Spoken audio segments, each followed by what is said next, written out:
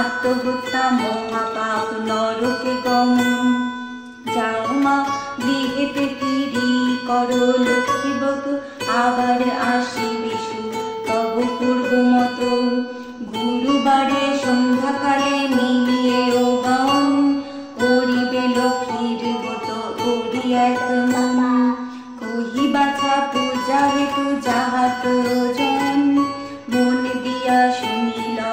আমার বচন জলপূর্ণ ঘটে দিবে সিঁদুরের ফোঁটা আমের পল্লব দিয়ে তাহে এক গোটা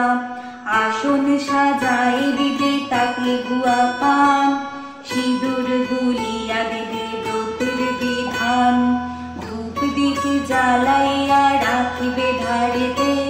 শুনিবে পাঁচালি কথা দুর্বালয়ের হাতে এক মনে ব্রত কথা করিবে শ্রবণ সতত লক্ষ্মীর মুক্তি করিবে চিন্তন ব্রত শেষে উলুধ্বনি দিয়ে প্রণাম করিবে ত্রয়োগণে সবে মিলি সিঁদুর করিবে দৈব যোগে একদিন ব্রতের সময় দীন দুঃখী নারীগণ একজন আসে উপনীত হয় অতি তার চিররুগ্ন অক্ষম অর্জনে ভিক্ষা করি অতি কষ্টে খাই দুই জনে অন্তরে দেবীর বলে আমি অতি দীনা স্বামীর করমা সুস্থ আমি ভক্তিহীনা লক্ষ্মীর প্রসাদে দুঃখ দূর হইল তার নীরব হইল স্বামী ঐশ্বর্য অপার